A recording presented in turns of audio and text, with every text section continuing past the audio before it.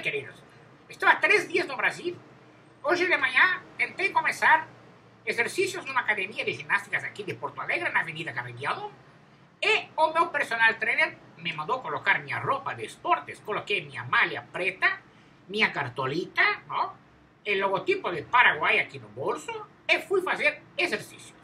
Estou na máquina de caminhar, aquela que eu não sei o nome, caminhando, e vi na minha direita uma moreninha que me olhava de vez em quando, me olhava de vez em quando, não me olhava, não me olhava, não me olhava. Aí fiquei com aquela coisa dentro do meu coração, não é verdade? Os pelos começaram a levantar e perguntei para o meu personal trainer: amigo, pode chegar aqui um pouquinho? Ele veio até mim e me disse: pois não, claríssimo Gamarra. O que posso fazer aqui entre nós, não é verdade? O que posso fazer para impressionar aquela moreninha que está naquela máquina do lado ali? Qual é a máquina que eu posso usar para impressioná-la? Ele me disse: tente a máquina do banco lá no final do corredor.